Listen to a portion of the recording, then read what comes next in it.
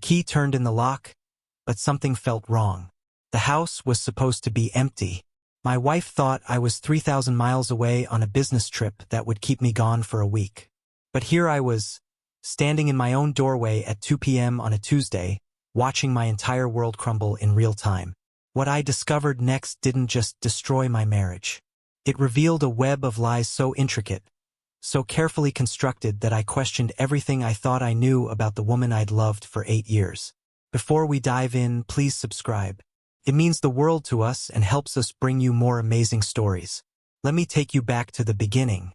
My name is David, and 3 days ago, I thought I had the perfect marriage.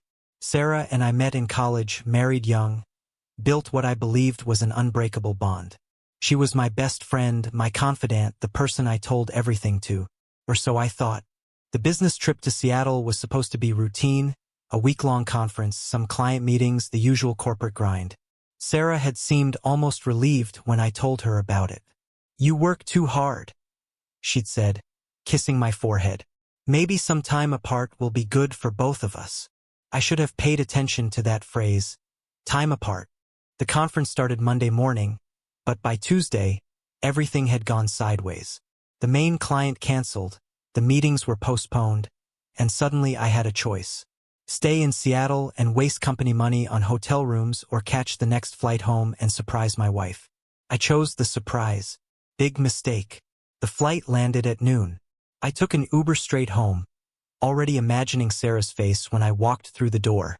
Maybe we'd order takeout, watch a movie, reconnect like she'd suggested. But as my key turned in the lock, the house felt different. Too quiet, yet somehow occupied. I set my luggage down softly and listened. Nothing at first, then the faintest sound, the creak of our bedroom floor upstairs. I climbed the stairs slowly, my heart hammering against my ribs. Each step felt like walking toward my own execution. The bedroom door was slightly ajar, and what I saw through that crack shattered everything I thought I knew about my life. Sarah was there, asleep in our bed, but she wasn't alone. Tangled in the sheets beside her was a man. And as my eyes adjusted to the dim afternoon light filtering through the curtains, I realized with sick horror that I knew him. It was Marcus, my brother Marcus. They were sleeping peacefully, intimately, like this was the most natural thing in the world. Sarah's head was on his chest, his arm wrapped protectively around her. These weren't two people who had made a mistake. They were comfortable, familiar, like they'd done this 1,000 times before. For what felt like hours, I stood frozen in that doorway.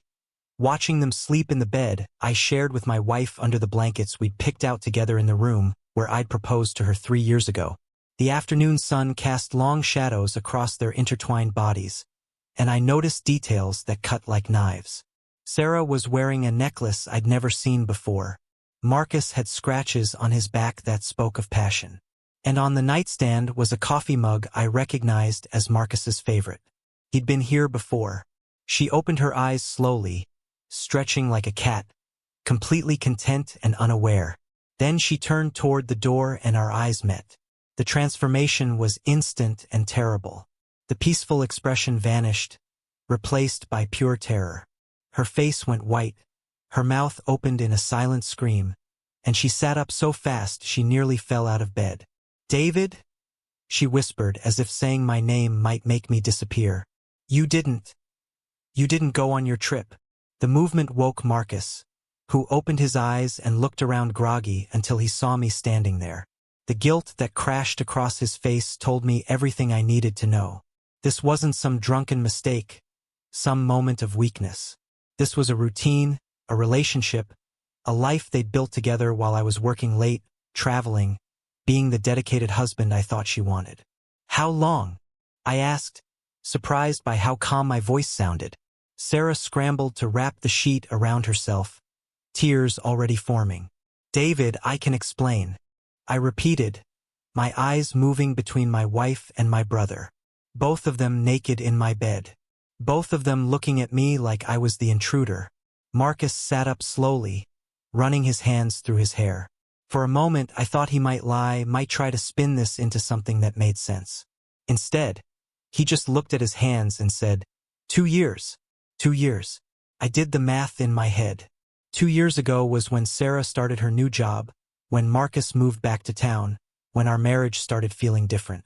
All those late nights Sarah worked, all those family dinners where Marcus seemed to know details about our life that I'd never shared. All those times I'd felt like an outsider in my own relationship. It had all been real. I just hadn't been paying attention. "Get out," I told Marcus, and to his credit, he didn't argue.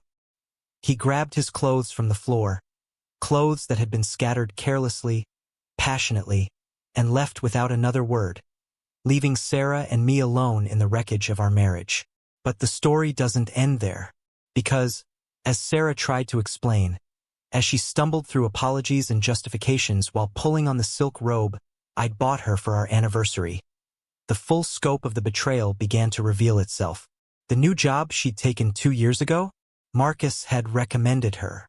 The promotion she'd received last month, Marcus was on the hiring committee.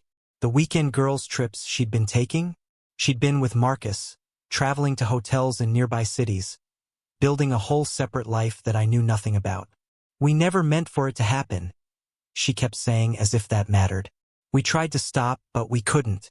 We love each other, David. We really do." And that's when the final piece fell into place. This wasn't just an affair. This wasn't some moment of weakness that had spiraled out of control. Sarah and Marcus had fallen in love, and they'd been planning to leave their old lives behind. The only question was when. "You were going to tell me after the trip, weren't you?" I asked. The silence that followed was all the answer I needed. They'd planned it perfectly. Wait for me to leave town, spend the week together, sleeping in my bed, living in my house like a married couple. And then when I returned, Sarah would sit me down and explain that she was leaving. Clean, simple, with a week's worth of memories to sustain them through the difficult conversation. Except I'd come home early and found them sleeping together like they belonged there. That was 3 days ago. Sarah is staying at her sister's house now, and Marcus hasn't returned my calls. The lawyers are handling the divorce paperwork. The house is going up for sale, and I'm trying to figure out how to rebuild a life that was apparently built on lies from the beginning. But here's the thing that keeps me awake at night. I'm not angry anymore. I was at first furious, devastated, betrayed in ways I didn't know were possible. But now looking back on the last 2 years, I realized that Sarah was right about one thing. We had grown apart. I had been working too much, taking our marriage for granted, assuming that the foundation we built would hold without maintenance. I'm not excusing what she did. Cheating is a choice, and she made that choice every day for 2 years. But I'm also honest enough to admit that I checked out of our relationship long before she checked into one with my brother. The hardest part isn't the betrayal itself. It's realizing that the marriage I thought I was fighting for had already been over for months, maybe years. I just hadn't been paying attention. So here I am starting over at 34, trying to figure out what comes next. Some days are harder than others. Some days I miss Sarah so much it physically hurts. Other days I feel lighter than I have in years, like I'm finally free to become whoever I'm supposed to be. The truth about betrayal isn't that it comes out of nowhere. The truth is that it grows in the spaces we leave unattended, in the conversations we don't have, in the assumptions we make about people we think we know completely. My wife froze when she saw me walking through that door because she thought she had more time. More time to live her double life. More time to sleep peacefully in our bed with my brother. More time to figure out how to break my heart gently. But sometimes life doesn't give us the time we think we need. Sometimes we have to face the truth before we're ready. And sometimes that's exactly what we need to finally start living honestly. If the story resonated with you, hit that like button and subscribe for more real stories about life's most challenging moments.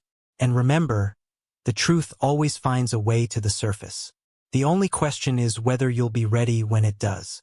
Thanks for listening, and I'll see you in the next.